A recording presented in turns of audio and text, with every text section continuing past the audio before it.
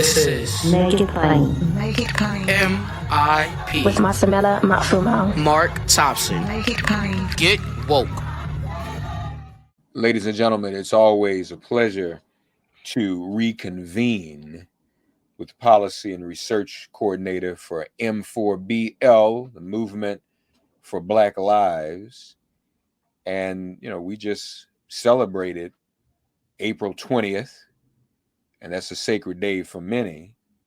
But when we really think about it, there are still a number of people who are languishing, Black folk especially, who've lost years of their lives languishing in prisons, in this drug war, as it has been called, disproportionately, non-violent drug offenders, in fact. And that war has not stopped being waged, and we've not stopped pushing back against it. And that we, of course, includes Movement for Black Lives. Dr. Amara Inya joins us once again. How are you, sister? I'm fantastic. It's good to be here with you. It's good to have you here. So, yeah, we it's not in the vernacular as much as it once was, the war on drugs, but it's still happening to a certain extent, and we're still the victims, aren't we? Absolutely. Not only still the victims, but still have not seen nor experienced the remedy for the war on drugs. So this is multi-generational that we're still experiencing. Now, the reality too is that even and Biden did some clemencies and pardons the other day and some commutations, but still all of that is but it's really scratches the surface, barely scratches the surface, because there are still people who are languishing, and there's still people who, even though they've gotten out, they won't get those years back, will they? Right. There's almost nothing that can replace time lost, right? So there's nothing that can replace having been incarcerated, particularly around the drug issue. And nothing can replace that time lost, time out from the community, time away from family, time just not in society.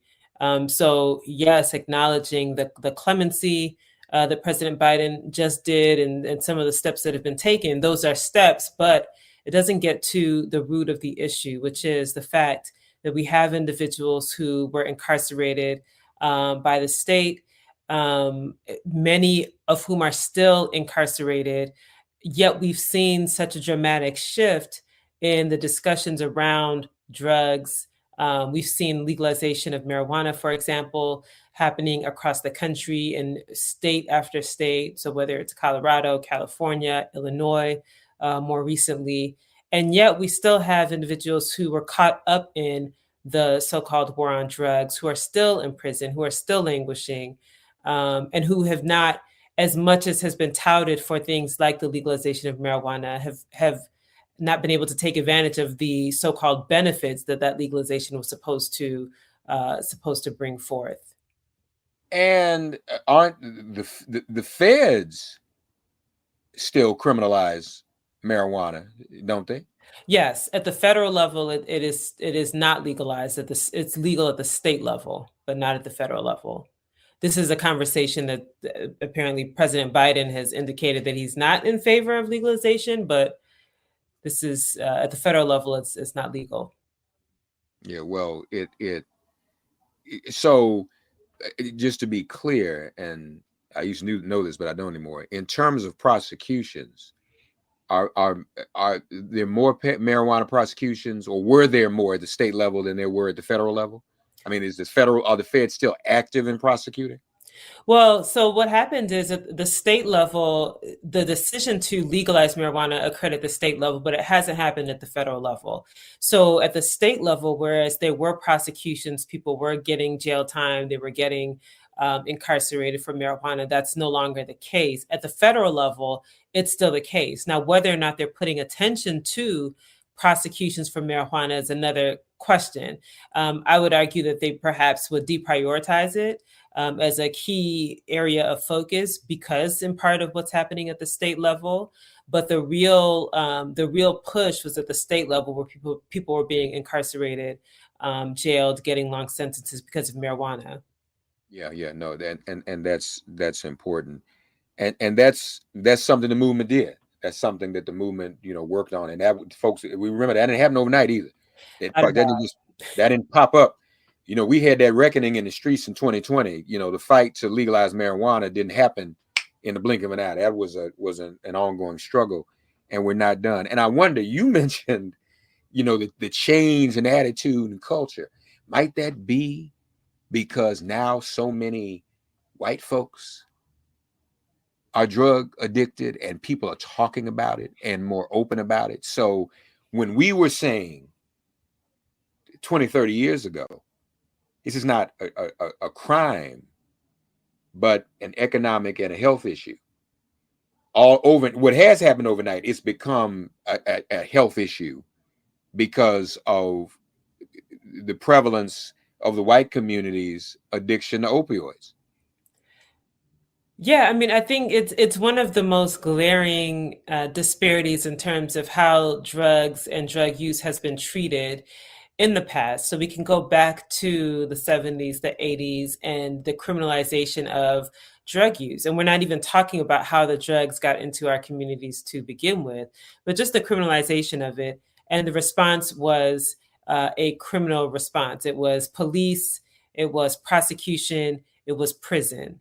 So for Black folks who were mainly caught up in the war on drugs, it was police, prosecution, and prison. Well, now we can fast forward to, some years later, and the statistics are showing, and it's actually evident in communities, in rural areas. It's evident in suburban areas, white people that are now addicted to opioids, white people that are dying from their opioid addiction. There are a few higher profile cases that are coming out. And all of a sudden, you do see this shift in terms of how we talk about opioids, how we talk about drug use, and how we talk about those who are caught up in it. So the language, when it was primarily seen as a Black thing, and keep in mind, this disparity also takes place between how we talked about the narratives around crack versus cocaine as well, right? And who was a crackhead versus the professionals and attorneys and those folks who were actually doing cocaine, which is still a drug. Yet the narratives are different based upon who the users are perceived to be. And that kind of anti-Blackness was very prevalent. And it also is the reason why once the victim was white, because of this opioid epidemic, all of a sudden the narrative became much more compassionate. It became, it did shift to, it's a public health issue. It's an addiction is an illness. It's not just it's not a criminal. We shouldn't criminalize illness. And you've seen that narrative now becoming much more dominant. And so it's just, it shows not just from the perception and what drives the narrative, but how those narratives drove things like sentencing, right? So we've seen how sentencing disparity has negatively affected Black folks, and it's why so many people are still in prison now for having been sentenced harshly in response to the so-called war on drugs. So this is just an example where it's so glaring how the narrative drove tangible policies that were harmful to Black folks. And then just like that, as the push to legalization has come about, you see how the narrative now has changed. But if you look at the marijuana industry and who's actually profiting and who's really has been able to take advantage, it's not Black folks, actually.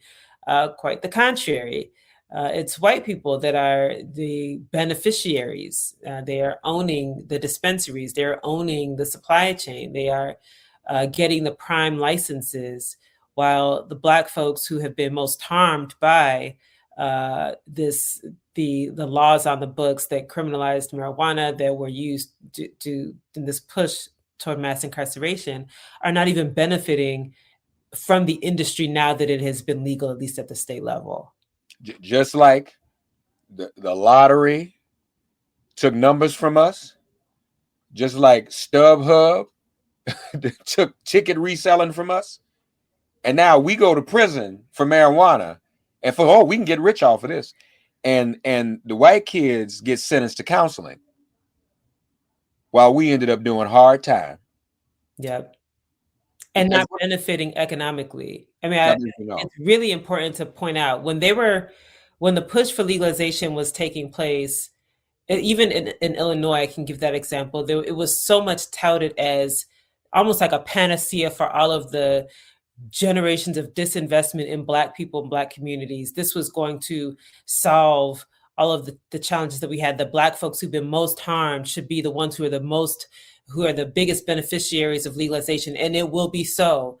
Then when you peel back the layers, what do we see? We saw that it was politically connected politicians that actually had put their hats in the ring to get licenses. We saw that large consulting firms were aiding and abetting politically connected folks to make sure that they were at the front of the line with licenses. We saw that no Black folks in the first round were even awarded licenses. And even now there's litigation that's ongoing because some of those Black folks are like, this is not what we were told when we were asked to support the legislation.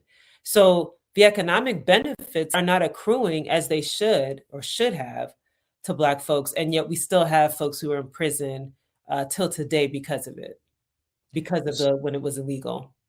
So the war on drugs really being a war on us with legalization and the economic opportunities that others outside of our community are getting, that's another aspect of this ongoing war, isn't it?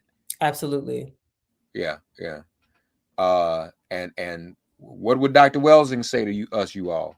Just Dr. Mars in Chicago. Dr. Welsing came from Chicago. Bless her soul. And she would say, we have to be as concerned about issues in our community as in others. I've been to West Virginia more times than I ever thought I would go with Bishop Barber over the past year. And when you get there, Dr. Amara, folk want to talk about the opioid addiction, which is prevalent in West Virginia. So I go there and I'm hearing this. And as a human being, you can't help but feel sad and empathize. But I caught myself, wait a minute, hold it. Time out, Mark. That's fine. But what would Dr. Welsing say? Where was the empathy toward us? When folks learned about crack, which we later learned Ronald Reagan brought crack and cocaine into the country to fund the Contras. Hello. They want to lock us all up and throw away the key. Hence, mass, the true era of the greatest mass incarceration, the most mass incarceration in history. And it ended up electing Donald Trump because people didn't want to vote for Hillary Clinton because she and her husband were involved in it. That's just a fact. And so we get hit going and coming. And then you have, our friend, the mayor of New York, the Black mayor, saying more policing. We need more policing.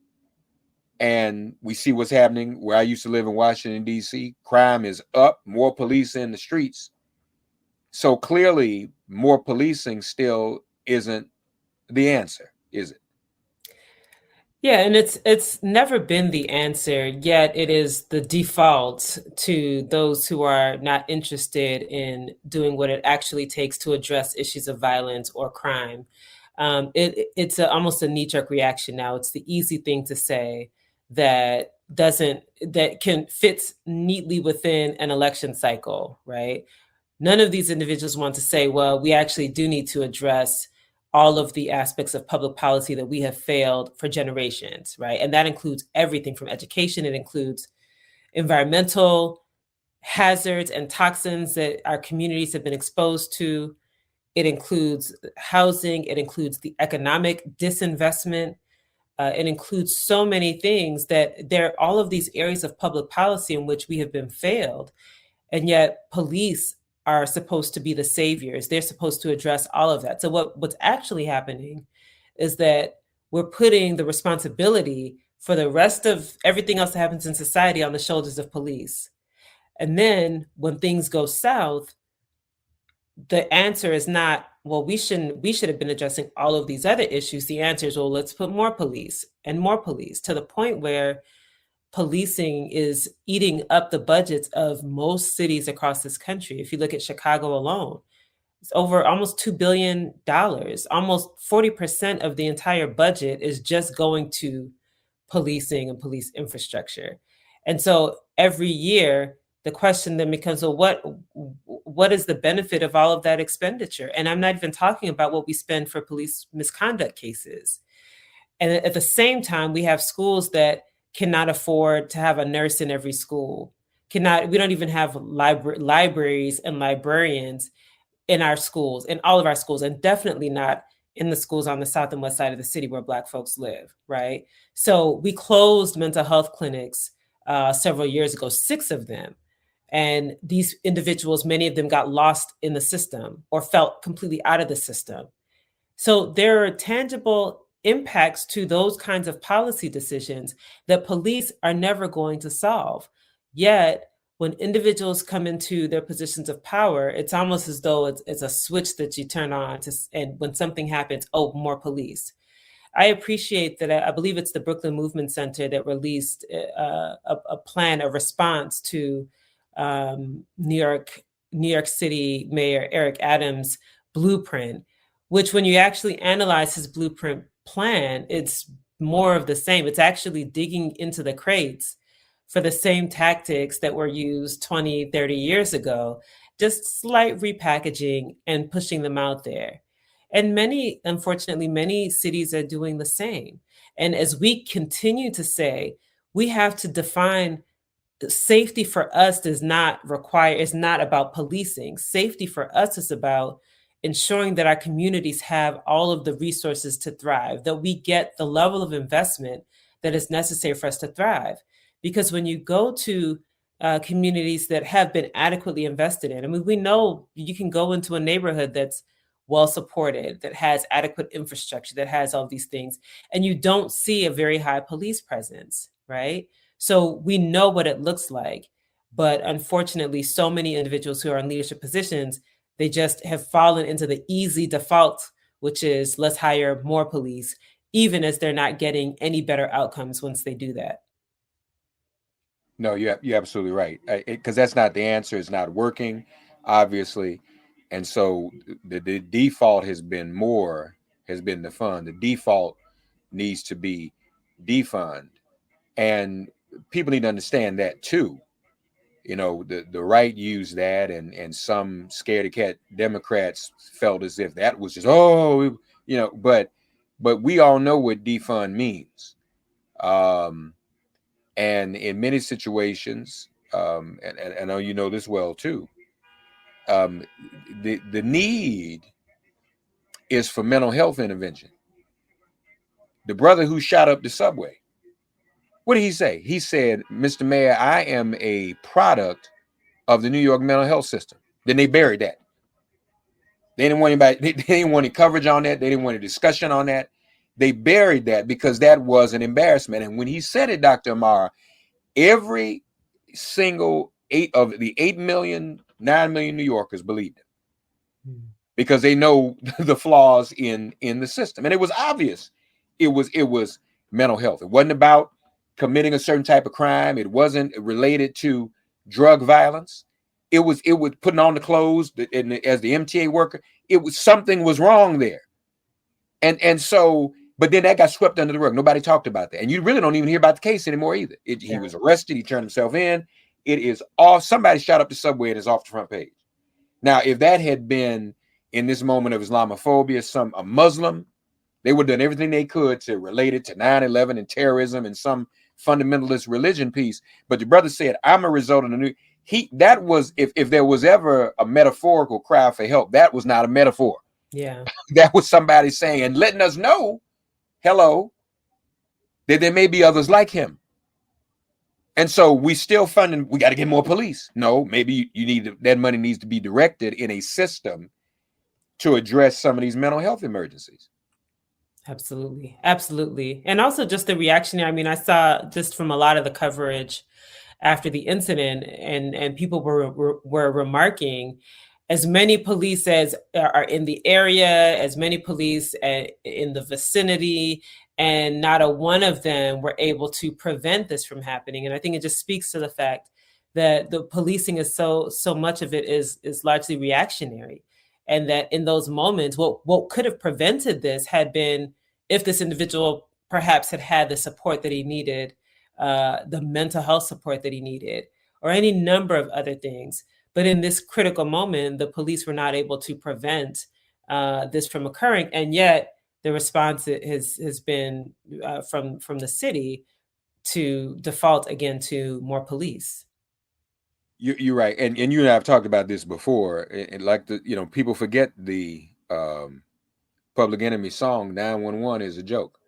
For every one of us who says we need police, I challenge you to think about the crimes that are committed against you and in your community, and when and how the police have ever solved them. In America, if your car is stolen, it's gone. If somebody breaks in your house, whatever they took, it's gone forever. So what are we funding here? And in terms of where some of the real problems are, if I know where the drug dealers are holed up, then the police know. Mm-hmm. But they feel safer confronting those of us unarmed in the car. When's the last time you saw police, a story about police running up in one of them places to get them dudes? They leave them alone. you understand? And if they ran up in there, the men say, well, wait a minute, they really doing something. They got some courage. They're going to get the guys with the drugs and the guns out here killing people. They don't do that though. They don't even try to do it. And people, nobody, we don't see any evidence. We see shootings every day, but we don't see any evidence of shootings being stopped through investigation, through preemption, or through the investment in communities weeks, months, years before to prevent people from turning and making their life. But before we go, in terms of the war on drugs, what policy or policies would the Movement for Black Lives like to see implemented to finally end this? This war has raged longer. What's the saying? Afghanistan is the longest war in history. No, the war on us, the war against Black people, the war on drugs is the longest war. What would Movement for Black Lives like to see happen to end this war, Dr. Amara? Yeah, so we have a number of policies that we have outlined on our website and that we've been pushing for a number of years. And we also are very intentional about including in our reparations demand. So we have an entire reparations toolkit that we put together, and we take a systems approach to understanding reparations and where necessary. And a part of that is reparations for the war on drugs, in that we acknowledge the harm. So of course, the release of those individuals who have been incarcerated because of or as a result of the war on drugs. So releasing these individuals. We also talk about what kinds of resources that need to be put into communities, flooded into our communities, the same way that it happened, as you mentioned earlier, during the Reagan administration, when our communities were flooded with drugs, right? That resources should be coming back to our communities. And so we also talk about redefining safety on our terms, that it's not through policing and police infrastructure.